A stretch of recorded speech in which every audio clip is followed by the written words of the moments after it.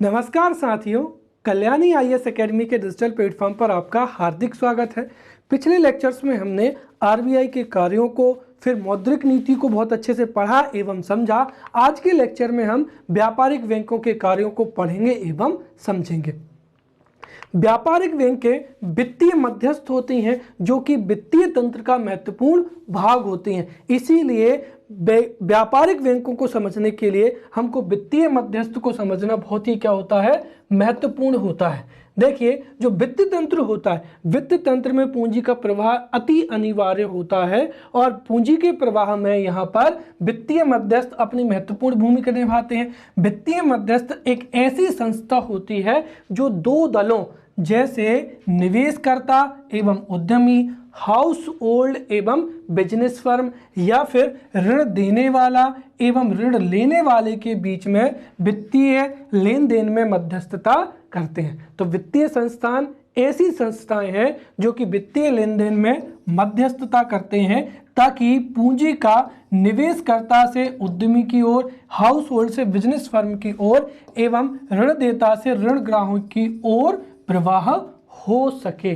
Right. अब जो वित्तीय मध्यस्थ होते हैं ये दो प्रकार के होते हैं। आपको पता है कि एक वित्तीय मध्यस्थ होता है यहाँ पर फॉर्मल, राइट, फाइनेंशियल इंटरमीडिएटरीज। तो अगर हम देखें तो एक होता है यहाँ पर formal financial intermediaries, formal financial intermediaries, और दूसरा क्या हो जाएगा यहाँ पर, इनफॉर्मल फाइनेंशियल इंटरमीडिएटरीज। राइट। अब आपको पता है कि इसके बारे में हम जब कृषि के बारे में पढ़ रहे थे तो मैंने बताया था कि जो इनफॉर्मल फाइनेंशियल इंटरमीडिएटरीज होते हैं वो ग्रामीण क्षेत्रों में हो सकता है, जमींदार हों, बनिए हों, बिचौलिए हों, जो कि बहुत ऊंची दरों पर ब्याज दर उपलब्ध कराते हैं। राइट। और वहीं पर जो फॉर्मल सेक्टर में जो जितने भी फाइनेंशियल इंस्टीट्यूशन होते हैं ये पंजीकृत होते हैं। इसके साथ ही ये निम्न दरों पर ब्याज उपलब्ध कराते हैं, निम्न दरों पर ऋण उपलब्ध कराते हैं। इसके साथ ही ये अन्य सुविधाएं भी उपलब्ध कराते हैं। तो जो फॉर्मल फाइनेंशियल इंटरमीडिएटरीज होता है उसके बारे में हम समझेंगे। तो यहाँ पर इनफॉर्मल के बारे में तो आप समझ चुके हैं, जो बिचौली होते हैं, जमींदार, साहूकार ग्रामीण क्षेत्रों में। अब जो फॉर्मल फाइनेंशियल इंटरमीडिएटरीज या वित्तीय जो है फॉर्मल वित्तीय जो मध्यस्थ होते हैं, फॉर्मल वित्तीय मध्यस्थों को हम दो भागों में बांट सकते हैं। एक हो जाएगा बैंक, दूसरा हो जाएगा यहाँ पर एनबीएफसीज। अब एक चीज़ यहाँ पर समझे, ये पूरा का पूरा जो सिलेबस है ये हमारे प्री का है, लेकिन हमें यहाँ पर चूंकि कमर्शियल बैंक पर फोकस करना है, हम यहाँ पर बाकी की जो जानकारी मैं आपको संक्षेप में समझा दूंगा। तो यहाँ पर वित्तीय मध्यस्थ दो प्रकार की होती हैं, एक बैंक और दूसरा क्या हो जाएगा, एनबीएफसीज। अब आपके मन में सवाल होगा कि इन दोनों में अंतर क्या होता है। देखिए, जब हमने आरबीआई को पढ़ा था तो आरबीआई को पढ़ाते समय मैंने आपको RBI act 1934, banking regulation act 1948-49 तथा CRR, SLR, repo rate, reverse repo rate, फिर उसके बाद में प्रायोरिटी सेक्टर लैंडिंग, राइट, उसके बाद में जमाएं स्वीकार करना इत्यादि के बारे में बहुत विस्तृत रूप से बता दिया है। तो यहाँ पर चूंकि ये जो जितने भी वित्तीय मध्यस्थ होते हैं इनकी स्थापना, इनका कार्य, इनका सुपरविजन, इनके आधार पर कई प्रकार की भिन्नता होती है। इसीलिए यहाँ पर अगर आप देखेंगे तो कई अलग अलग प्रकार के वित्तीय मध्यस्थ होते हैं। तो फॉर्मल जो वित्तीय मध्यस्थ होते हैं उसमें दो चीजें आ जाती हैं, एक क्या हो जाएगा यहाँ पर बैंक से होती हैं और दूसरा क्या होती है, एनबीएफसीज होती हैं। अब यहाँ पर बैंक के कौन होती हैं, राइट, बैंक के ऐसी वित्तीय मध्यस्थ होती हैं जो सभी प्रकार की बैंकिंग सुविधाओं को उपलब्ध कराती हैं। राइट। यहाँ पर जमाएं स्वीकार करना, ऋण उपलब्ध कराना, अन्य वित्तीय सुविधाएं तथा जो है सभी प्रकार की बैंकिंग सुविधाएं हैं वो बैंकों के द्वारा उपलब्ध कराई जाती हैं। इसके साथ ही इनकी जो स्थापना है या रजिस्ट्रेशन होता है, इनका जो रजिस्ट्रेशन है वो banking regulation act, right, banking regulation जो एक्ट है राइट, 1948-49 का। तो बैंकों की स्थापना बैंकिंग रेगुलेशन एक्ट के माध्यम से होती है। वहीं पर जो वित्तीय मध्यस्थ होते हैं, जो NBFC, non banking financial right companies, तो इनकी स्थापना किसके तहत होती है? कंपनी एक्ट के तहत होती है। राइट, तो ये पहला अंतर हो जाएगा कि बैंकों की स्थापना बैंकिंग रेगुलेशन एक्ट के तहत होती है, इसीलिए इन संस्थाओं को हम बैंक कहते हैं। और जो गैर बैंकिंग वित्तीय संस्थाएं हैं उनकी स्थापना चूंकि कंपनी अधिनियम के तहत होती है, इसीलिए हम इनको क्या कहते हैं? नॉन बैंकिंग फाइनेंशियल कंपनीज या एनबीएफसी इनको कहा जाता है। राइट, किसी भी कंपनी को अगर बैंक का रेगुलेशन चाहिए तो उसके लिए इनके पास में 500 करोड़ की जो है वो शुरुआती पूंजी उपलब्ध होनी चाहिए। राइट, तभी उसको बैंक का मिल सकता है, बैंक का रजिस्ट्रेशन मिल सकता है। और वहीं इनके लिए मिनिमम 5 करोड़ की पूंजी होनी चाहिए, तब उनको एनबीएफसी का क्या मिलता है? दर्जा मिलता है। बैंकों की तुलना में एनबीएफसी कम सुविधाओं को उपलब्ध कराती हैं। राइट, जो एनबीएफसीज होती हैं वो कुछ एनबीएफसीज केवल और केवल घर निर्माण के लिए लोन देती हैं, तो कुछ जो है वो निवेश के लिए, तो कुछ इंश्योरेंस के लिए जानी जाती हैं। अब अगर हम यहाँ पर देखें तो वित्तीय मध्यस्थ में पहला बैंक और दूसरा एनबीएफसी। अब जो बैंक्स होती हैं ये फिर दो प्रकार की होती हैं। एक हो जाएगा यहाँ पर कमर्शियल बैंक, और इन्हीं कमर्शियल बैंक को वाणिज्यिक बैंक, व्यापारिक बैंक के नाम से जाना जाता है। तो कमर्शियल बैंक, व्यापारिक बैंक या वाणिज्यिक बैंक। और दूसरी हो जाएंगी यहाँ पर कोऑपरेटिव बैंक। अब आप समझिए कि ये जो बैंकें हैं ये कमर्शियल बैंक और कोऑपरेटिव दो भागों में बटी होती हैं। अब इनमें क्या अंतर होता है? देखिए, इनमें यहाँ पर एक छोटा सा अंतर है। सबसे पहली चीज़ तो ये है कि जो कमर्शियल बैंक है, राइट, ऐसी फाइनेंशियल इंटरमीडिएटरीज जिन पर बैंकिंग रेगुलेशन एक्ट 1949 से ही लागू है, उनको हम कमर्शियल बैंक के कहते हैं। और जो कोऑपरेटिव बैंक हैं उन पर बैंक रेगुलेशन एक्ट यहाँ पर 1966 से यहाँ पर लागू हुआ है। दूसरी चीज़ ये है कि ये जो कमर्शियल बैंक है इनका सुपरविजन जो है वो आरबीआई के द्वारा किया जाता है। राइट, और जबकि जो कोऑपरेटिव बैंक होती हैं इनका सुपरविजन आरबीआई प्लस का क्या हो जाएगा? यहाँ पर नाबार्ड हो जाएगा। राइट, इसके साथ ही यहाँ पर state registrar of cooperative societies, तो यहाँ पर इनका सुपरविजन आरबीआई, नाबार्ड एवं state registrar of cooperative society के माध्यम से किया जाता है। ये इनमें दो मुख्य अंतर हो जाएंगे। राइट, वहीं पर अगर हम एनबीएफसी की बात करें तो एनबीएफसी भी फिर तीन प्रकार की होती है। सबसे पहला हो जाएगा यहाँ पर ऑल इंडिया फाइनेंशियल इंस्टीट्यूशन। ऐसी एनबीएफसी जो पूरे भारतवर्ष में कार्यरत हैं उनको हम ऑल इंडिया फाइनेंशियल इंस्टीट्यूशन कहते हैं। जैसे एग्जिम बैंक हो जाएगा, राइट, नाबार्ड हो जाएगा, सिडबी हो जाएगा, या नेशनल हाउसिंग बैंक हो जाएंगी। दूसरा इसका एनबीएफसी का जो प्रकार है वो हो जाएगा प्राइमरी डीलर्स हो जाएगा। और तीसरा हो जाएगा ऐसी कई वित्तीय संस्थाएं हैं, कई गैर बैंकिंग वित्तीय संस्थाएं हैं जिनका नियंत्रण आरबीआई के द्वारा, सेबी के द्वारा एवं अन्य संस्थाओं के द्वारा किया जाता है। राइट, अब हमने यहाँ पर जितना भी जो पढ़ा है हम उसको और थोड़ा समझ लेते हैं। सबसे पहले हम समझते हैं कमर्शियल बैंक के बारे में। तो जो कमर्शियल बैंक होती हैं, कमर्शियल बैंकों को वाणिज्यिक बैंक, व्यापारिक बैंक या व्यवसायिक बैंक, ये तीनों नाम इनका प्रचलित है। राइट, अंग्रेजी में कमर्शियल बैंक, हिंदी में वाणिज्यिक बैंक, व्यापारिक बैंक या व्यवसायिक बैंक। राइट, तो जो कमर्शियल बैंक होते हैं उनको हम इन चार भागों में पुनः इसका विभाजन कर सकते हैं। सबसे पहला हो जाएगा यहाँ पर पब्लिक कमर्शियल बैंक या सार्वजनिक वाणिज्यिक बैंक। देखिए, सार्वजनिक वाणिज्यिक बैंक ऐसी बैंकें होती हैं जिसमें सरकार की शेयरधारिता 51% या उससे क्या होती है? अधिक होती है।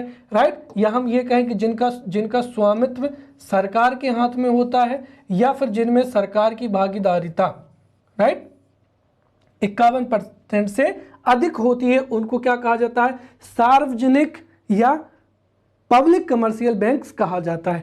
दूसरा कौन सा हो जाएगा यहाँ पर? प्राइवेट कमर्शियल बैंक या निजी वाणिज्यिक बैंक ऐसी व्यापारिक बैंकें जिसमें गवर्नमेंट की जो शेयरधारिता होती है या ओनरशिप होती है वो 50% से कम, या हम ये कहें कि 49%, या सीधा कह सकते हैं यहाँ पर कि ऐसी व्यापारिक बैंकें जिसमें सरकार की जो शेयरधारिता है वो कितनी होती है, यहाँ पर 50% से क्या होती है, कम होती है। तो जहाँ पर 50% से कम स्वामित्व या शेयरधारिता हो उन्हें हम किस नाम से जानते हैं, प्राइवेट या निजी वाणिज्यिक बैंक कहते हैं। फिर तीसरा नंबर पर हो जाएगा फॉरेन कमर्शियल बैंक्स, राइट। सीधी सी बात है, ऐसी व्यापारिक बैंकें जो कि भारत में कार्यरत है लेकिन इनका हेडक्वार्टर, इनकी स्थापना जो है विदेशों में है, तो भारत में कार्यरत विदेशी व्यापारिक बैंकें हो जाएंगी, राइट। और चौथे में हो जाएंगे अन्य वाणिज्यिक बैंक है। अन्य वाणिज्यिक बैंकों में सबसे पहला हो जाएगा आरआरबी, क्षेत्रीय ग्रामीण बैंक। आपको पता है कि वित्तीय समावेशन एवं ग्रामीण क्षेत्रों के सर्वांगीण विकास के लिए हमारे देश में आरआरबी की स्थापना की गई थी। वहीं यहाँ पर लोकल एरिया बैंक भी मिल जाएंगे। फिर उसके बाद में लघु वित्त बैंक हो जाएगा और चौथा हो जाएगा यहाँ पर पेमेंट बैंक। तो ये भी जो है ये अदर क्या है, वाणिज्यिक बैंक है जिसमें आरआरबी, लोकल एरिया बैंक, लघु वित्त बैंक एवं पेमेंट बैंक क्या होते हैं, सम्मिलित होते हैं। अब जैसा कि मैंने बताया था कि दूसरी हो जाएंगे कोऑपरेटिव बैंक या सहकारी बैंक, राइट। सहकारी बैंकों पर जो बैंकिंग रेगुलेशन एक्ट है वो कब से शुरू हुआ है, 1966 से शुरू हुआ है एवं इनका सुपरविजन जो है वो आरबीआई के द्वारा, किसके द्वारा, आरबीआई के द्वारा, फिर नाबार्ड के द्वारा, और उसके बाद में जो state registrar of cooperative societies है, state registrar of cooperative societies, इनके द्वारा इनका सुपरविजन किया जाता है। और ये जो सहकारी संस्थाएं हैं या ये जो सहकारी बैंक हैं वो निम्न प्रकार की होती हैं। जैसे पहला हो जाएगा यहाँ पर शहरी सहकारी बैंक, राइट। उसके बाद में क्या हो जाएगा, राज्य, ये सहकारी जो शहरी सहकारी बैंक है ये शहरी क्षेत्रों में होती है। फिर राज्य सहकारी बैंक, राइट, राज्य स्तर पर होती हैं। फिर सेंट्रल जो कि जिला स्तर पर, इनको केंद्रीय या जिला स्तर पर ये कार्य करती हैं, तो केंद्रीय क्या हो जाएंगे यहाँ पर, सहकारी बैंकें हो जाएंगी, राइट। और उसके साथ ही सबसे अंत में हो जाएंगी primary agricultural credit societies, right. तो ये जो है या हम ये कहेंगे कि प्राथमिक कृषि साख समितियां, राइट। तो यहां पर प्राथमिक कृषि साख समितियां, ये जो चार हैं ये सहकारी बैंक हैं जो कि हमारे देश में कार्यरत हैं। उसके बाद में अगर हम नॉन बैंकिंग फाइनेंशियल कंपनीज की बात करें तो उसमें सबसे पहला मैंने क्या बताया था यहाँ पर, ऑल इंडिया, राइट। कुछ एनबीएफसीज ऐसे होते हैं जो कि ऑल इंडिया फाइनेंशियल इंस्टीट्यूशन, तो ऐसे वित्तीय संस्थान जो कि किसी क्षेत्र विशेष में, किसी राज्य विशेष में कार्य ना करके पूरे भारतवर्ष में जो कार्य करते हैं उनको हम क्या कहते हैं, ऑल इंडिया फाइनेंशियल इंस्टीट्यूशन कहते हैं। जिसमें पहला कौन सा हो जाएगा, एग्जिम बैंक हो जाएगा। हमारे देश में आयात एवं निर्यात को बढ़ावा देने के लिए, विदेशी व्यापार में सुगमता लाने के लिए यहाँ पर एग्जिम बैंक की स्थापना की गई थी। दूसरा नाबार्ड हो जाएगा, right, national bank for agricultural and rural development. तो हमारे देश में कृषि के विकास के लिए एवं रूरल डेवलपमेंट, ग्रामीण क्षेत्रों के विकास के लिए नाबार्ड की स्थापना की गई थी 1982 में, राइट। इनकी जो एग्जिम बैंक है इसकी स्थापना भी जनवरी 1982 में की गई थी। फिर नाबार्ड की स्थापना जो है वो 1982 में ही की गई थी। फिर यहाँ पर हो जाएगा नेशनल हाउसिंग बैंक, राइट। तो नेशनल हाउसिंग बैंक ये हमारे देश में, नेशनल हाउसिंग बैंक हाउसिंग के लिए लोन उपलब्ध कराती है। फिर हो जाएगा यहाँ पर small industrial development bank of India, इसकी स्थापना जो लघु उद्योग हैं उनको बढ़ावा देने के लिए सिडबी की स्थापना की गई थी। तो यहाँ पर Exim bank, NABARD, national housing bank, SIDBI, ये जो सभी हैं ये क्या हैं, ये all India level financial institutions हैं जो कि एनबीएफसीज हैं, राइट। दूसरा हो जाएगा यहाँ पर प्राइमरी डीलर्स, राइट। तो सीधी सी बात है, प्राइमरी का मतलब क्या होता है, प्राथमिक बाजार, राइट।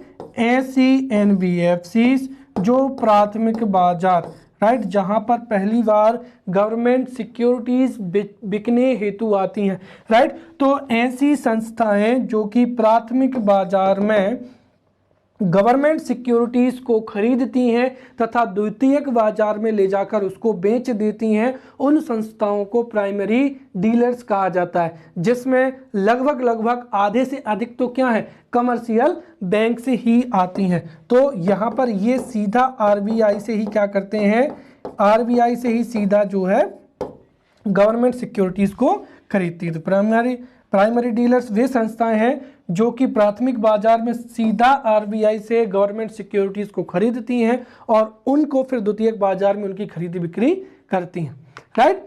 तीसरा हो जाएगा यहाँ पर एनबीएफसीज अंडर रेगुलेशन ऑफ। तो कुछ एनबीएफसीज हैं जो आरबीआई के नियंत्रण में कार्य कर रही हैं, कुछ सेबी के नियंत्रण में और कुछ अदर में, राइट। जैसे आरबीआई के नियंत्रण में आईसीसी हो जाएगा, सीआईसी हो जाएगा, आईएफसी हो जाएगा, मुद्रा हो जाएगा और एफसी हो जाएगा।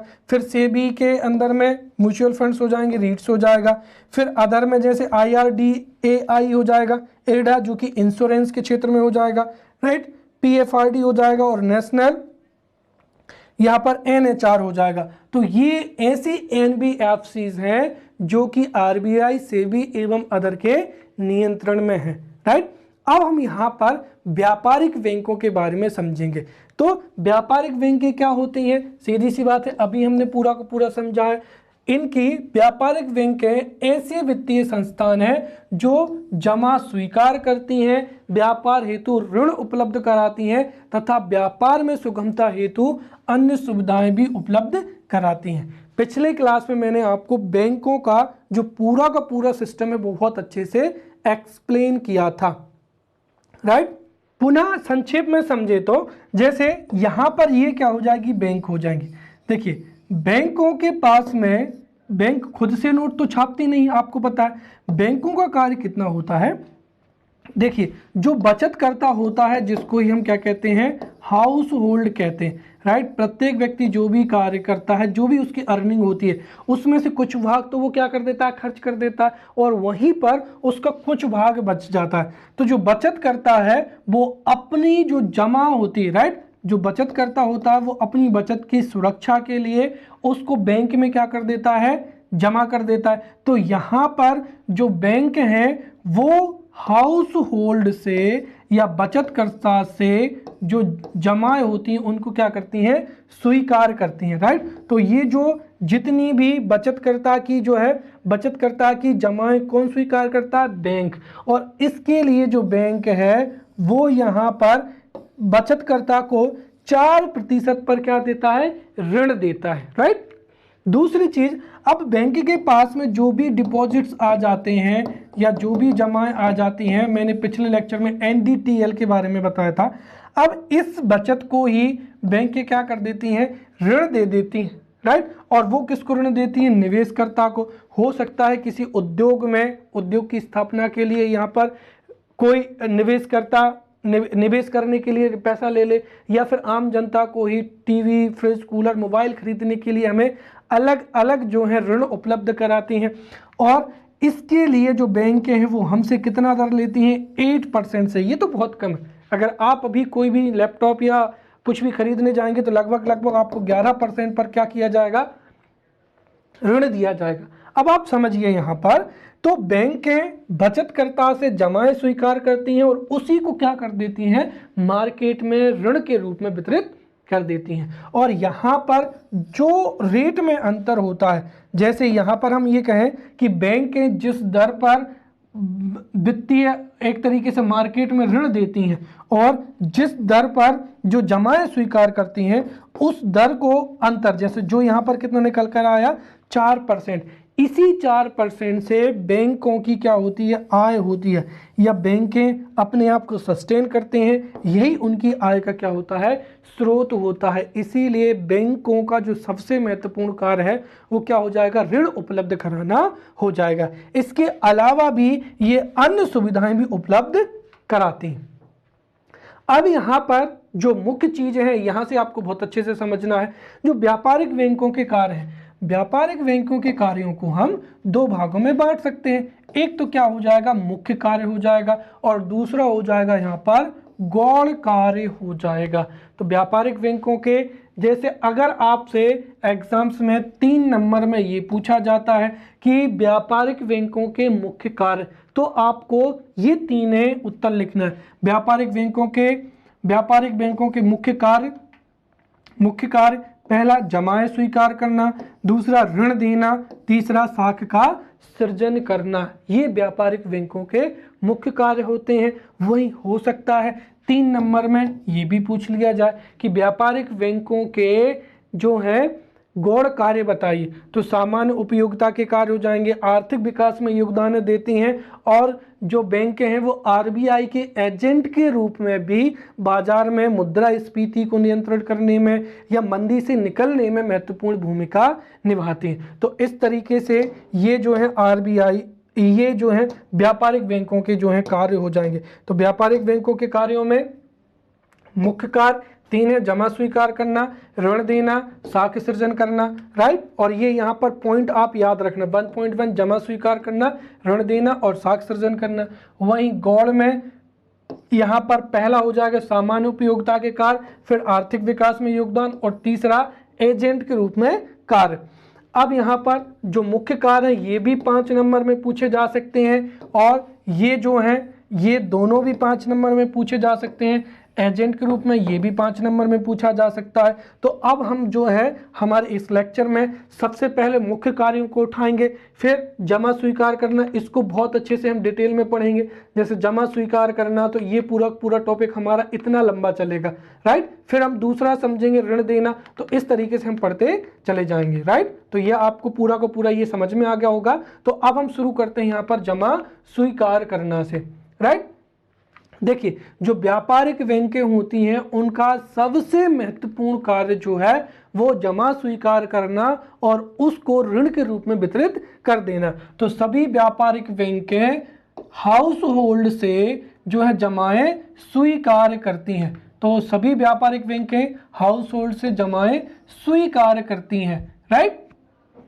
और ये जो स्वीकार करने वाली जमाएं हैं ये कितने प्रकार की होती हैं, ये 4 प्रकार की होती हैं। जैसे एक होती है चालू जमा, राइट, सेविंग डिपॉजिट। दूसरा हो जाएगा चालू जमा, करंट डिपॉजिट, बचत जमा, सेविंग डिपॉजिट, फिर सावधिक जमा, फिक्स डिपॉजिट, एंड आवृत्ति जमा, रिकरिंग डिपॉजिट। जो चालू जमाएं हैं वो चालू खाते में डिपॉजिट की जाती हैं, बचत जमाएं जो हैं वो बचत खाते में या सेविंग अकाउंट में स्वीकार की जाती हैं। अब हो सकता है यहाँ पर एग्जाम्स में 3 नंबर में चालू खाता के बारे में या बचत खाता के बारे में पूछ लिया जाए, तो हमें इनको भी समझना है। सबसे पहला आपने ये बहुत अच्छे से पढ़ा होगा कि बैंकों में 2 अकाउंट मिलते हैं, एक होता है चालू खाता और दूसरा है बचत खाता। इनमें क्या अंतर होता है, देखिए, जो चालू खाता होता है वो व्यापार के लेन देन हेतु बहुत ही क्या होता है, महत्वपूर्ण होता है। दरअसल जब कोई भी बिजनेसमैन करता है तो वो हर 2-3 दिन में उसको अधिक मात्रा में पैसा जमा भी करना होता है, तो ज़रूरत पड़ने पर उसको विथड्रॉल भी करना पड़ता है, राइट। और जैसे आप समझते हैं कि जब हम सामान्य रूप से एटीएम से पैसा विथड्रॉल करते हैं या कोई ट्रांजैक्शन करते हैं तो बैंक उस पर क्या कर सकती हैं, विभिन्न तरीके का चार्ज करती हैं। अब यहाँ पर अगर कोई व्यापारी उसको साल भर बिजनेस करना तो वो तो परेशान हो जाएगा। तो इसलिए समझना, जो चालू खाता होता है वो व्यापार लेन देन हेतु क्या होता है, मददगार होता है। क्यों? क्योंकि इसमें पैसा जमा करने की एवं पैसा निकालने की कोई भी सीमा नहीं होती है।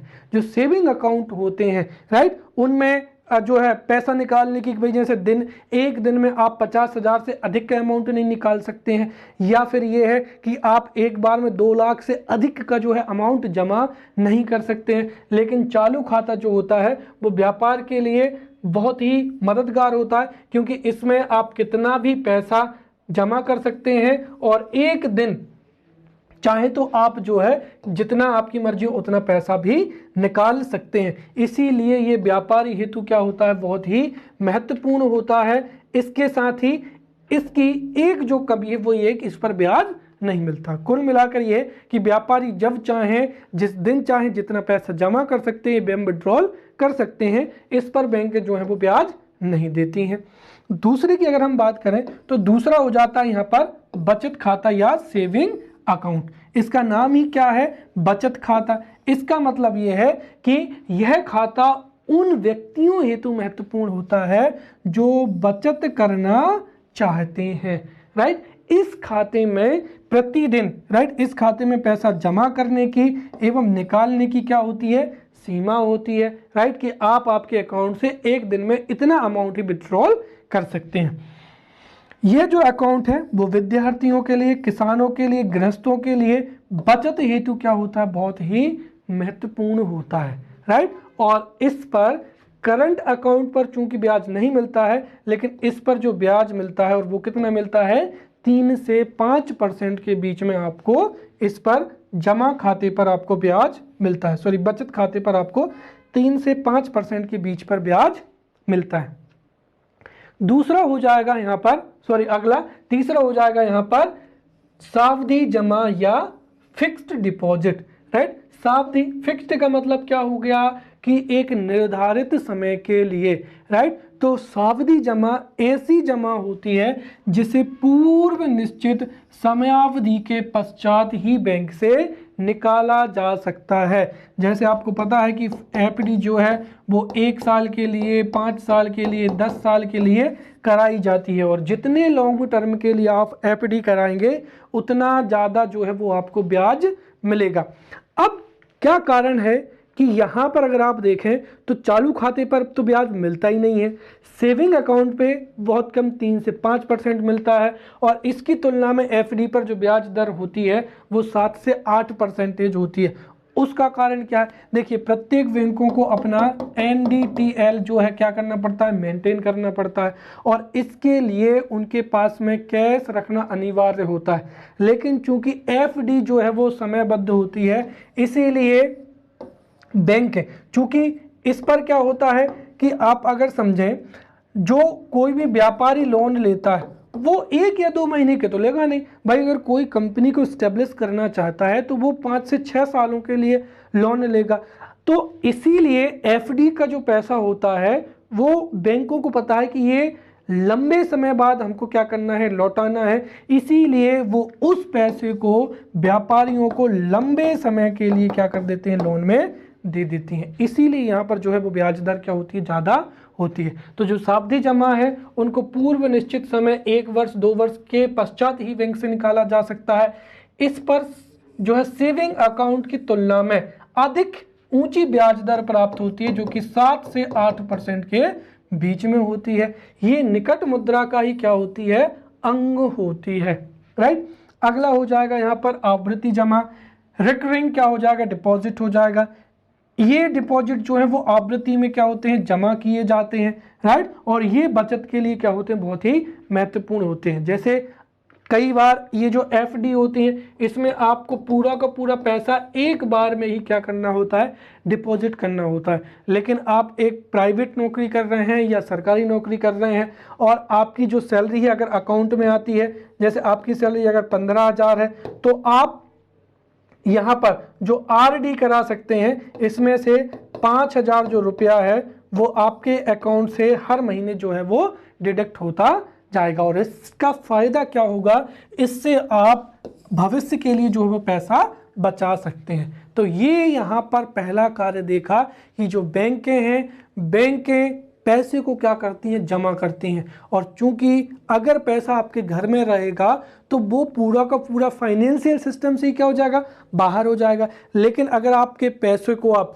सुरक्षा के उद्देश्य से या फिर सुरक्षा के उद्देश्य से या फिर ब्याज प्राप्ति के उद्देश्य से अगर आप उसको बैंक में जमा करेंगे, और इन 4 खातों में कौन सा खाता हमने अभी देखा, यहाँ पर चालू खाता, बचत खाता, राइट, सावधि जमा और आवृत्ति जमा में जब आप जमा करेंगे तो वह फाइनेंशियल सिस्टम में आ जाएगा और उससे हमारी अर्थव्यवस्था में जो है वृद्धि दर होगी।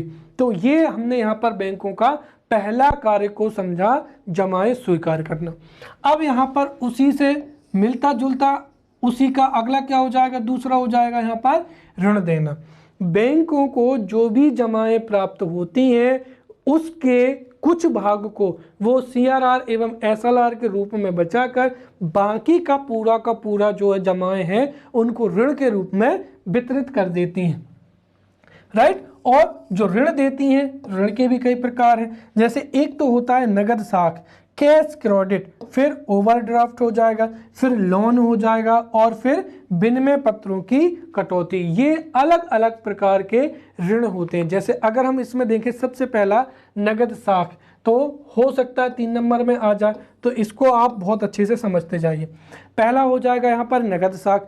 यह जो सुविधा है वो प्रत्येक उपभोक्ता या व्यक्ति को क्या है, दी जा सकती है, क्योंकि अगर आप ओवरड्राफ्ट की बात करेंगे तो ये हर एक व्यक्ति को उपलब्ध नहीं होती है। तो यहाँ पर जो नगद साख की सुविधा है ये प्रत्येक व्यक्ति को या प्रत्येक व्यक्ति के लिए उपलब्ध होती है और इसमें पहले पूरी जो जमानत है वो रखी जाती है सिक्योरिटी के तौर पर, और उस जमानत के पश्चात ही 1 वर्ष के लिए आपको क्या दिया जाता है, ऋण दिया जाता है, और इस पर जो है ब्याज दर क्या होती है, कम होती है इनकी तुलना में, राइट। तो नगद साख प्रत्येक व्यक्ति को दी जा सकती है, यहाँ पर कोलेटरल या जमानत रखने के पश्चात ही दी जाती है 1 वर्ष के लिए, और ब्याज दर इस पर क्या होती है, कम होती है। दूसरा हो जाएगा यहाँ पर ओवरड्राफ्ट या अधिविकर्ष। जो व्यापारी होते हैं या जो रेगुलर कस्टमर होते हैं वो कई बार चेक के माध्यम से यहाँ पर अपना लेन देन करते हैं। अब कई बार क्या होता है कि वो चेक तो दे देते हैं, लेकिन जब उनके खाते में उतना पैसा नहीं होता है तब भी बैंकें उनका जो चेक है वो क्लियर कर देती हैं। कहने का मतलब क्या हुआ है कि ओवर जो ड्राफ्ट है वो केवल और केवल उन व्यक्ति को दिए जाते हैं जो क्या होते हैं, पुराने ग्राहक होते हैं। तो ओवरड्राफ्ट की सुविधा प्रत्येक व्यक्ति को या प्रत्येक कस्टमर के लिए उपलब्ध नहीं होती है। ये केवल और केवल बैंकों के जो पुराने, राइट, और जो रिलायबल ग्राहक होते हैं, कस्टमर होते हैं, उनके लिए ही ओवरड्राफ्ट की जो है वो सुविधा उपलब्ध की जाती है, राइट। इसके साथ ही यह केवल और केवल उनको दी जाती है जिनके पास में क्या हो, चालू खाता। और आपको पता है कि चालू खाता किसके लिए उपयोगी होता है, व्यापार के लिए। अर्थात ये जो ओवरड्राफ्ट की फैसिलिटी है ये व्यापार के लिए, व्यवसाय के लिए या व्यापारियों के लिए बहुत महत्वपूर्ण होती है। और जिनके पास में चालू खाता होता है प्लस का जो पुराने ग्राहक होते हैं उनको ओवरड्राफ्ट की सुविधा दी जाती है। और इस पर जो है ओवरड्राफ्ट 3 महीने के लिए दिया जाता है। और ये ओवरड्राफ्ट क्या हुआ, एक तरीके से क्या है, लोन ही है। इस पर जो है ब्याज दर क्या होती है, अधिक होती है, राइट। अब अगला हो जाएगा यहाँ पर, तीसरा हो जाएगा यहाँ पर लोन या ऋण लेना, राइट। तो ये जो है ऋण जो है वो निश्चित अवधि के लिए निश्चित अवधि के लिए जो है वो लोन लिया जाता है। फिर इसकी जो वसूली है वो किससे की जाती है, ग्राहक से ही की जाती है, कंज्यूमर से ही की जाती है। और अगर जो कंज्यूमर उपभोक्ता या कस्टमर जो है बैंक के, अगर वो जमा नहीं करते हैं, भुगतान नहीं करते हैं, तो फिर उनकी जो भी कोलेटरल जमानत होती है उसकी बैंक क्या कर लेती हैं, जमानत जब्त कर लेती हैं, राइट। अगला हो जाएगा यहाँ पर विनिमय पत्रों की क्या करना, कटौती करना, राइट। तो बैंकों के द्वारा बिलों में कुछ कटौती करके बाकी राशि का भुगतान जो है वो किसको कर दिया जाता है, यहाँ पर कस्टमर को कर दिया जाता है, राइट। तो बिलों में अच्छे से समझना, बिलों में कुछ कटौती करके बाकी राशि का जो भुगतान है वो कस्टमर को कर दिया जाता है। इसको आप एग्जाम्पल से बहुत अच्छे से समझ पाएंगे। देखिए, हमने मान लिया कि कोई व्यापारी, और उस व्यापारी को अचानक से ही क्या हुई, पैसों की आवश्यकता हुई। और वो व्यापारी ने कहा कि मेरी जो कंपनी का लेटर हेड है या मेरा जो है, उस व्यापारी ने अपने कंपनी के लेटर हेड पर लिख कर दे दिया कि मैं बैंक को जो है 40 लाख रुपए दे दूंगा। अब इसको ही क्या बोलते हैं यहाँ पर, व्यापारी विनिमय पत्र, राइट। क्या कहेंगे यहाँ पर, विनिमय पत्र। तो यहाँ पर व्यापारी विनिमय पत्र कितना, 40 लाख का लिख के दे देगा। सीधा सी बात है, व्यापारी को पैसों की आवश्यकता हुई, व्यापारी ने एक लेटर पर लिखकर कह दिया कि मैं बैंक को 40 लाख जो है रुपए 1 वर्ष के अंदर लौटा दूंगा।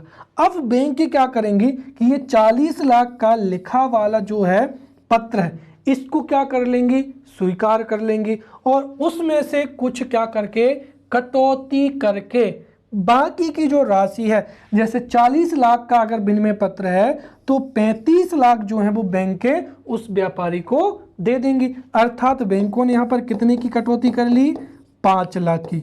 अब कहने का मतलब ये होगा कि व्यापारी ने 40 लाख रुपए मांगे थे 1 वर्ष के लिए, बैंक ने 5 लाख की कटौती करके कितने दे दिए, 35 लाख। अब बैंक 1 साल के बाद में वसूली कितने की करेंगी, 40 लाख के ही करेंगी। तो यहाँ पर जो 5 लाख है यही क्या कहलाता है, कटौती कहलाता है, जो कि एक तरीके का क्या है, ब्याज है, राइट। आपको बहुत अच्छे से समझ में आ गया होगा कि यहाँ पर जो 5 लाख का अंतर है इसे ही कटौती कहते हैं, या हम एक दूसरी भाषा में कहें तो यही क्या हो गया भैया, यहाँ पर 40 लाख का ये क्या हो गया, ब्याज हो गया, राइट। तो इस तरीके से ये जो है बिलों में कुछ कटौती करके बाकी का जो भुगतान है बिलधारक को कर दिया जाता है, राइट। और ये जो कटौती होती है ये ब्याज दर के क्या होती है, समान ही होती है, राइट। और विनिमय पत्रों की जब समय अवधि हो जाती है, जैसे 1 साल के लिए व्यापारी ने लिया है, तो फिर वह जो धनराशि है वो बैंक के व्यापारी से वसूल कर लेती है।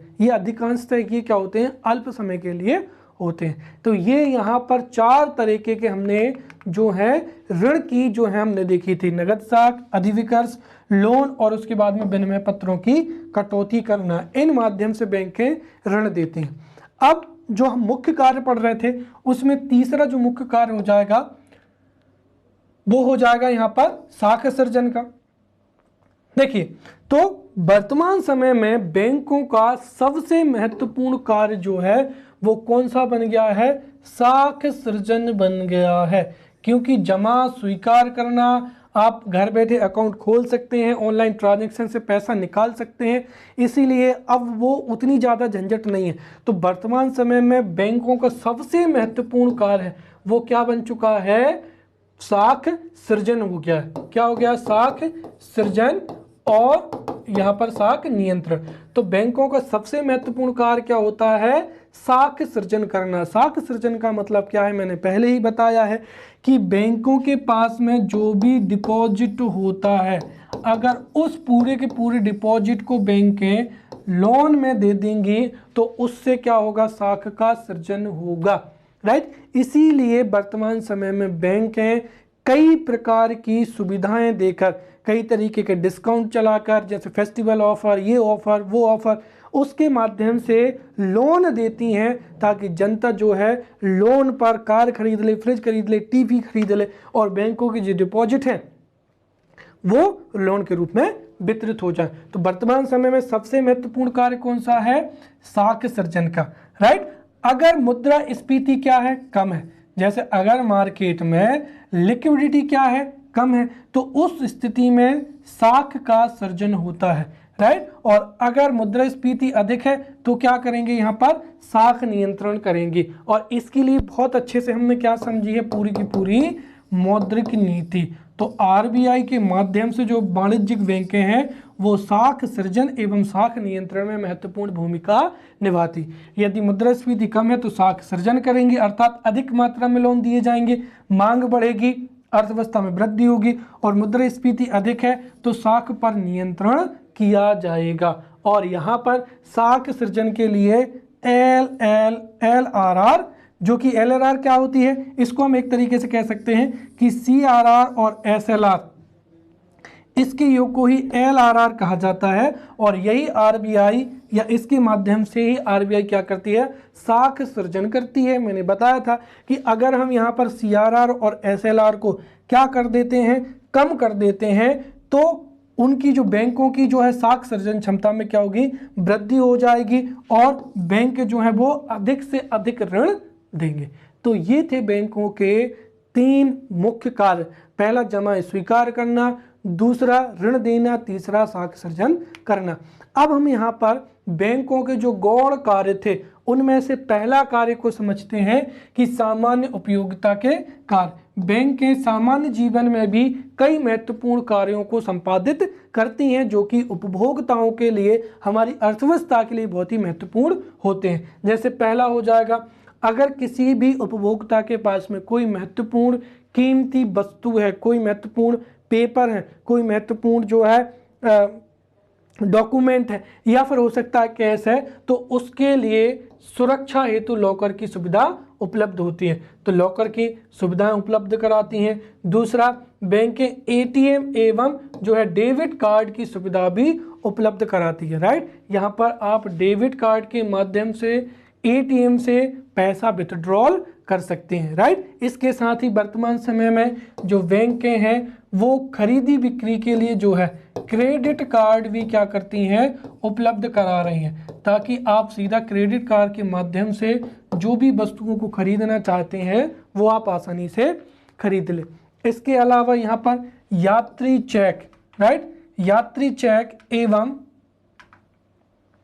साख प्रमाण पत्र ये जारी करना, राइट। अगर हम यहाँ पर देखें तो जो यात्री चेक है एवं साख प्रमाण पत्र है, ये कुछ वर्षों पहले जब ऑनलाइन ट्रांजैक्शन नहीं होता था तब यात्री चेक एवं साख प्रमाण पत्र बहुत ही ज़्यादा महत्वपूर्ण होते थे। कहने के लिए आप, जैसे क्या होता है कि जैसे आपने सुना होगा, आप 5 लाख रुपए ले जाकर किसी दूसरे शहर से कार खरीदने जा रहे हैं, इसी बीच में किसी ने आपकी जेब काट ली, चोरी हो गए, तो आपको टेंशन रहती थी ना। लेकिन आजकल तो क्या है, आपके पास में एटीएम है, आपके पैसे बैंक में डिपॉजिट है, आप सीधा कंपनी में जाएंगे, ऑनलाइन ट्रांजैक्शन करेंगे, झंझट खत्म।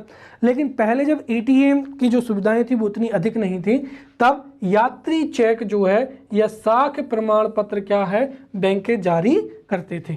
और इस वजह से अगर कोई व्यक्ति यात्रा पर जा रहा है तो उसको नगद ना ले जाना, उसको नगद ले जाने की जो है कोई आवश्यकता नहीं थी, और इससे व्यापार एवं विदेशी यात्रा में क्या हुई, सुगमताएं हुई। इसको आप उदाहरण से समझो। जैसे क्या होता है कि कोई व्यापारी न्यूजीलैंड जा रहा है और उसको न्यूजीलैंड से जाकर वहां पर क्या करना है, न्यूजीलैंड पे, जैसे मैं पूरा समझा दे रहा हूँ, एक यहाँ पर क्या है व्यापारी, अब इस व्यापारी को न्यूजीलैंड में, या सीधा हम ले लेते हैं ऑस्ट्रेलिया, राइट, ऑस्ट्रेलिया में ले जाकर वहां से कारें खरीद कर लानी है, राइट। क्या खरीदना है, कार खरीदना है। तो यहाँ पर ये जो है, ये व्यापारी जो है सबसे पहले कहाँ जाएगा, बैंक जाता था, राइट। वहां से ये यात्री चेक एवं साख प्रमाण पत्र क्या करवाता था, जारी करवाता था। अर्थात व्यापारी अपना जो कैश था वो कहाँ पर जमा करवा देता था, बैंक में, और बैंक उतनी राशि का यात्री चेक या फिर जो है साख प्रमाण पत्र उस व्यापारी को दे देते थे। फिर व्यापारी ऑस्ट्रेलिया में कार खरीदता था और उनको वो जो है LOC, right, letter of credit क्या कर देता था, दे देता था। अब इसमें सुविधा ये होती थी कि जब ये कारें जहाज से भारत आ जाती थी और ये व्यापारी कह देता था कि भाई मेरे पास में पूरा का पूरा सामान पहुंच चुका है, अब कोई समस्या नहीं है, तो जो बैंक है जिसने LOC जारी किया था वो क्या करेगी, इसको कैश उपलब्ध करा देगी, राइट। तो इस तरीके से जो है वो यात्री चेक एवं साख प्रमाण पत्र विदेशी व्यापार एवं यात्रा के लिए बहुत ही महत्वपूर्ण होते थे। फिर अगला क्या है, जो बैंकें होती हैं वो व्यापार संबंधी सूचनाएं एवं आंकड़े एकत्रित करके अपने ग्राहकों को वित्तीय मामलों पर क्या करती हैं, सलाह देती हैं, राइट। जो बैंकें होती हैं कि किस क्षेत्र में कितना ऋण दिया जा रहा है, गोल्ड लोन लेने के क्या फ़ायदे हैं, या फिर जो है अकाउंट मेंटेन करने का, या जो विभिन्न प्रकार की व्यापार से संबंधित जो सूचनाएं होती हैं एवं आंकड़े होते हैं उनको एकत्रित करना, उनको एनालाइज करना और उसी आधार पर अपने ग्राहकों को क्या करना, सलाह देना, राइट। नेक्स्ट हो जाएगा यहाँ पर मोबाइल बैंकिंग एवं इंटरनेट बैंकिंग की सुविधाएं उपलब्ध कराना। इसने तो हमारा जो वित्तीय लेन देन है उसकी दिशा ही बदल दी है। अब आप जहाँ चाहे वहाँ जितना अमाउंट चाहे उतना एक व्यक्ति दूसरे व्यक्ति को मोबाइल से ही क्या कर सकता है, ट्रांसफ़र कर सकता है। तो ये जो थे, ये हमने यहाँ पर जो है सामान्य उपयोगिता के कार्यों को समझा। अब हो जाएगा अगला एजेंट के रूप में। एजेंट का, किसका एजेंट यहाँ पर? आरबीआई का, कभी कभी आरबीआई का तो कभी कभी गवर्नमेंट का, राइट। तो यहाँ पर जो है कमर्शियल बैंक आरबीआई के एजेंट के रूप में कार्य करती हैं, राइट। और कल मैंने आपको बताया था कि आरबीआई ओएमओ के माध्यम से बाजार में प्रतिभूतियों की खरीदी एवं बिक्री करती है। और मैंने बहुत अच्छे से बताया था कि आरबीआई कमर्शियल बैंक्स की मदद से ही उन सरकारी प्रतिभूतियों की खरीदी एवं बिक्री करती है। तो पहला पॉइंट तो यही हो गया कि कमर्शियल बैंक आरबीआई के एजेंट के रूप में जो है गवर्नमेंट सिक्योरिटीज़ की क्या करती हैं? खरीदी एवं बिक्री करती हैं। दूसरा हो जाएगा यहाँ पर कि विभिन्न मदों का एकत्रीकरण करना एवं भुगतान करना, किसकी तरफ से? ग्राहकों की तरफ से, राइट। जो ग्राहक के एजेंट के रूप में विभिन्न मदों का क्या करती हैं? एकत्रीकरण करती हैं। जैसे अपने ग्राहकों की तरफ से चेक को स्वीकार करना या किराए को क्या करना? स्वीकार करना, राइट। आपने, किसी व्यक्ति ने आपको चेक दिया, आपने उसको बैंक में डिपॉजिट कर दिया, तो आपके अकाउंट में वो चेक स्वीकार कर लेंगे। या फिर आपके पास में कोई प्रॉपर्टी है और कोई आपको क्या भेजता है? रेंट भेजता है, तो इस तरीके की जो है ब्याज है, राइट, ब्याज हो जाएगा, लोन हो जाएगा, चेक हो जाएगा, किराया, ये अपने ग्राहकों की तरफ से ये स्वीकार करती हैं। और उसके साथ ही मदों का भुगतान भी। जैसे आप एक उपभोक्ता हैं, आपको बिजली का बिल भी पे करना है, आपका किराया भी पे करना है, राइट, गैस सिलेंडर भी क्या भी पे करना है, राइट। और आपने बैंक में जाके कह दिया कि इस व्यक्ति को हर महीने मुझे इतना पैसा जो है डिपॉजिट करना है, तो आपकी बैंक ही आपकी तरफ से, अर्थात ग्राहक की तरफ से या उपभोक्ता के अकाउंट से जो व्यापारिक बैंकें हैं वो ऑटोमेटिक कर है या जो बीमा है या कोई भी आपका जो बिल आता है उस पर क्या कर देती हैं?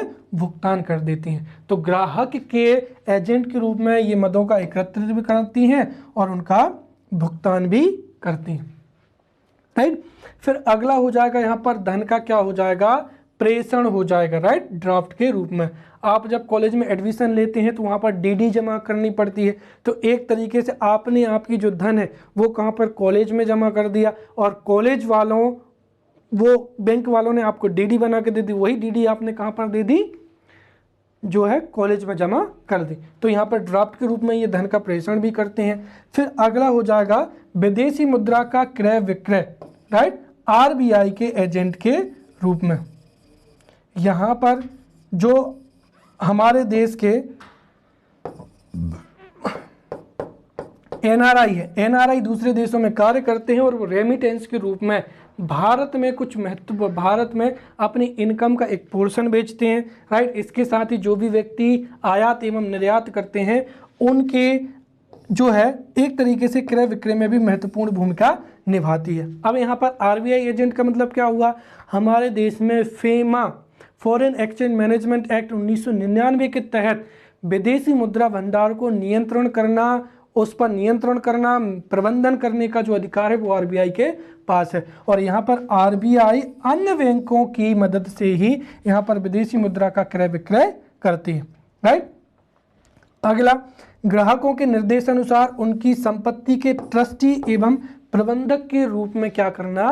कार्य करना। आपकी जो संपत्ति होती है, आप आपकी वसीयत में या अन्य जो है एक तरीके से अगर आप आपकी प्रॉपर्टी हस्तांतरित करना चाहते हैं, राइट, तो जो बैंक हैं वो आपकी प्रॉपर्टी के क्या है? ट्रस्टी के रूप में एवं प्रबंधक के रूप में भी आपकी संपत्ति की देखभाल कर सकते हैं और आपके निर्देशानुसार उसका प्रबंधन भी कर सकते हैं, राइट। अगला हो जाएगा यहाँ पर संदर्भ पत्र जारी करना, राइट। अगर कोई व्यक्ति ग्राहक विश्वसनीय है, राइट, दरअसल संदर्भ पत्र क्या होता है? जैसे आप समझना,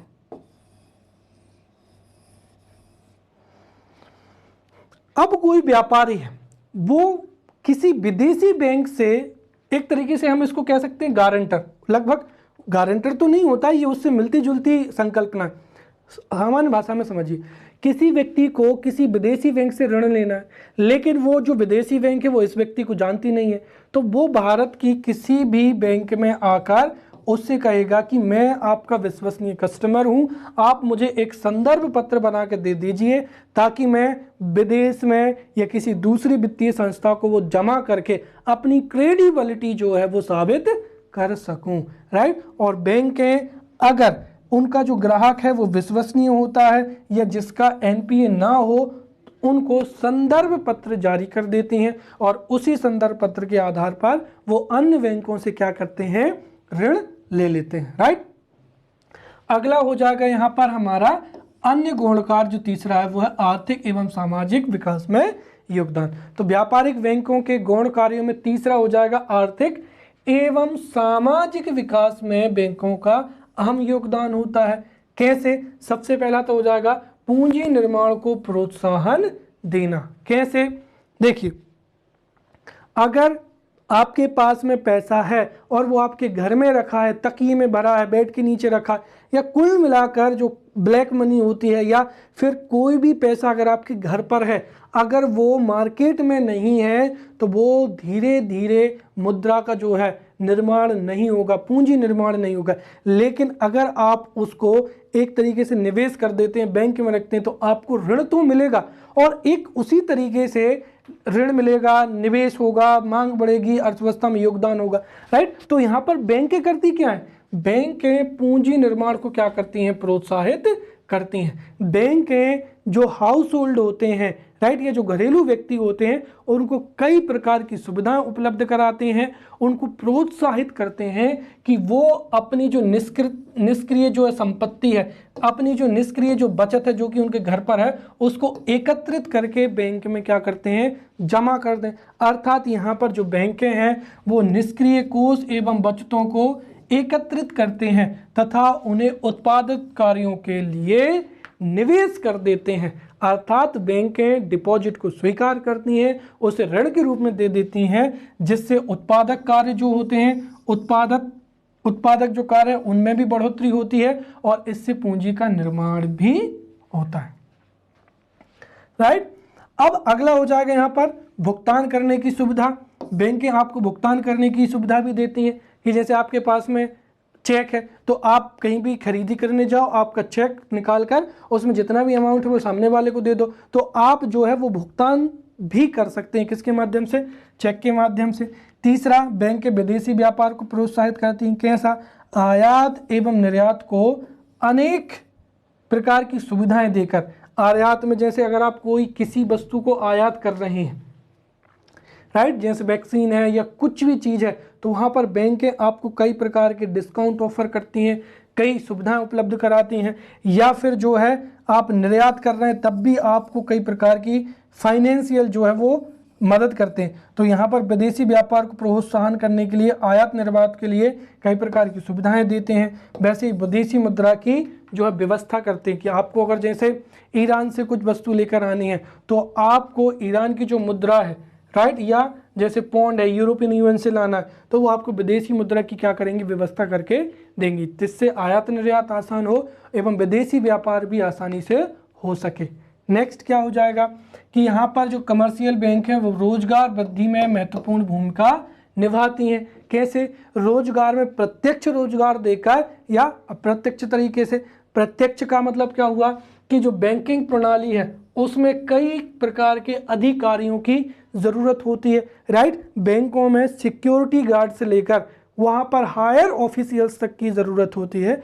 तो बैंकें यहाँ पर सीधा लोगों को रिक्रूट करती हैं, तो बैंकिंग सेक्टर में रोजगार उपलब्ध कराकर प्रत्यक्ष रूप से रोजगार में वृद्धि करती हैं और वहीं पर बैंकें उद्योगों को ऋण भी देती हैं। उसी ऋण से उद्योग धंधों की स्थापना होती है और उनमें कार्य करने के लिए भी लोगों को रोजगार मिलता है। अर्थात अप्रत्यक्ष रूप से भी ये रोजगार वृद्धि में सहायता करते हैं, राइट। फिर हो जाएगा विनियोग को क्या करती हैं? प्रोत्साहित करती हैं। वहीं पूंजी उत्पादकता में वृद्धि। पूंजी उत्पादकता में वृद्धि हमारा जो बिंदु ए है, पूंजी निर्माण के, यहाँ पर पूंजी निर्माण को प्रोत्साहन देना या फिर पूंजी उत्पादकता में वृद्धि करना बात ये की है।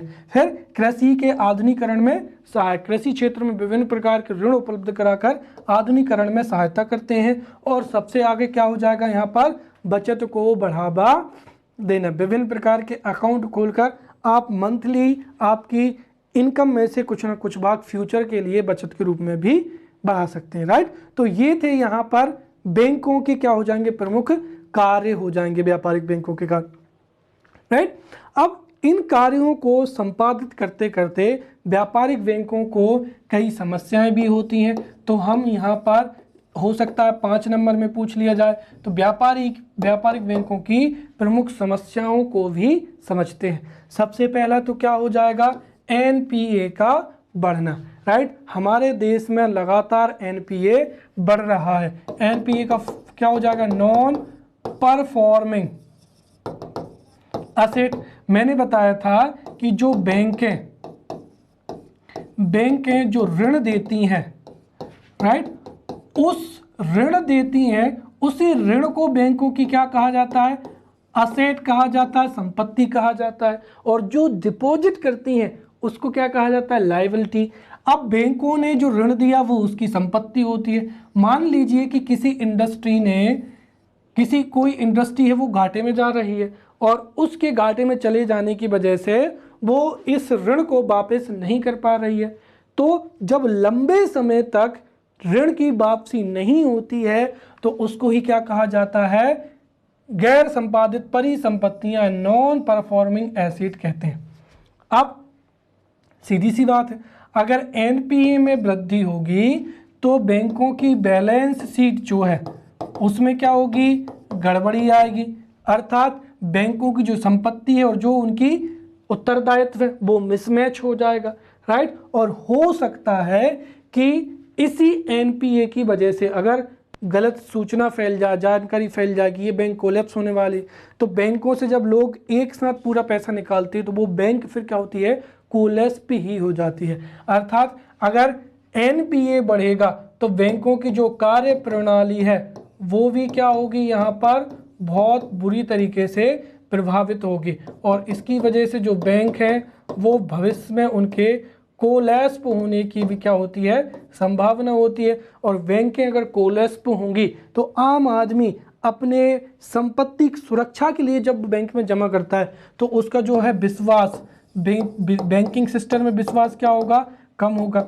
और कम होगा तो वो अपनी जमाएं क्या करेगा, डिपॉजिट नहीं करेगा। अर्थात यहाँ पर एनपीए की जो समस्या है वो छोटी समस्या नहीं है। अगर एनपीए की समस्या बढ़ी तो पूरा बैंकिंग सेक्टर प्रभावित होगा, और बैंकिंग सेक्टर प्रभावित हुआ तो हमारा पूरा अर्थव्यवस्था, या हम ये कहें कि पूरा औद्योगिक क्षेत्र या पूरी अर्थव्यवस्था भी इससे प्रभावित होगी। अगला, आपको पता है कि ग्रामीण क्षेत्रों में वित्तीय समावेशन या ग्रामीण क्षेत्रों में बैंकिंग उपलब्ध कराने के लिए ग्रामीण क्षेत्रों में शाखाएं खोली जाती हैं, लेकिन ग्रामीण क्षेत्रों में उनमें डिपॉजिट ही क्या होता है, कम होगा। अब डिपॉजिट ही कम होगा तो वो उतना अधिक ऋण भी नहीं दे पाएंगे, बैंकिंग फैसिलिटीज उपलब्ध नहीं कर पाएंगे। इसीलिए ग्रामीण क्षेत्रों में जो बैंकें होती हैं उनके ब्रांचों के संचालन में क्या होती है, हानि होती है, राइट। अगला अत्यधिक क्या हो जाएगा, ओवरड्यू हो जाएगा, राइट। फिर बैंकों में क्या होते हैं, बिलफुल डिफॉल्टर। मतलब बिलफुल डिफॉल्टर ऐसा व्यक्ति होता है जिसकी क्षमता तो होती है ऋण चुकाने की, लेकिन वो जानबूझकर जो है वो ऋण नहीं चुकाता है। फिर बैंकों में ऋण के लिए जो गिरवी संपत्ति रखी जाती है, कई बार उसकी गुणवत्ता एवं कीमत बहुत ही क्या होती है, कम होती है। जैसे आप सोना रखते हैं, सोना रख के अगर आप ऋण लेना चाहते हैं तो कई बार जो है गोल्ड, उसकी कीमत हो सकता है कि जो जितना ऋण दिया गया वो कम हो, या उसकी गुणवत्ता भी क्या हो, कम हो। अगला, सरकार की ऋण राहत नीति। कई उद्योगों को जो है लोन वेवर दिया जाता है, औद्योगिक क्षेत्र में ऋण लोन वेवर, या कृषि क्षेत्र में ऋण माफ किए जाते हैं। और इस ऋण वापसी के फलस्वरूप जो ऋण वापसी है, ऋण माफी के फलस्वरूप ऋण वापसी में क्या होती है, कमी होती है। और धीरे धीरे लोगों की जो बैंकिंग आदतें होती हैं वो भी बिगड़ती हैं। जैसे हमारे देश में भविष्य में जो औद्योगिक इकाइयां हैं या कृषि क्षेत्र में जो बड़े बड़े किसान हैं वो चाहकर भी लोन को क्या करते हैं, चुकाते नहीं, क्योंकि उनको पता है कि अगली बार जब चुनाव आएगा तो हम सरकार से सीधा क्या करेंगे, नेगोशिएट करेंगे। जो कहेगा कि हम जो है उद्योगों का और कृषि का ऋण माफ़ करेंगे, वो उसकी सरकार बना दी जाती है। तो धीरे धीरे ये बैंकिंग आदत भी बिगड़ रही है। अगला, प्राथमिकता प्राप्त क्षेत्रों को 40% का ऋण उपलब्ध कराना। मैंने पहले भी बताया था कि सरकार वित्तीय समावेशन के लिए जो प्रायोरिटी सेक्टर लैंडिंग है उसके लिए अनिवार्य रूप से 40% ऋण उपलब्ध कराना है, लेकिन नरसिंहन समिति ने इसकी घोषणा कितने की थी, 10% की। अब ये समस्या कैसे, देखिए, अगर कई बार जो प्रायोरिटी सेक्टर लैंडिंग होता है उसमें एक तो पहली चीज़ रिटेल में जो है वो ऋण दिए जाते हैं, और कई बार जो है जब खुदरा स्तर पर ऋण दिए जाते हैं तो उनकी रिकवरी ही बहुत मुश्किल हो जाती है, राइट। और अगला क्या हो जाएगा यहाँ पर, आर्थिक मंदी, राइट। आर्थिक मंदी की वजह से बाजार में ना तो मांग होती है और ना ही तरलता होती है, और इस वजह से बैंकों की कार्य प्रणाली भी बहुत बुरी तरीके से प्रभावित होती है। तो ये हमने यहाँ पर बैंकों के कमर्शियल बैंक या व्यापारिक बैंकों के कार्यों को बहुत अच्छे से समझा। अब हम अगले लेक्चर में अगले टॉपिक के साथ मिलेंगे, तब तक के लिए धन्यवाद।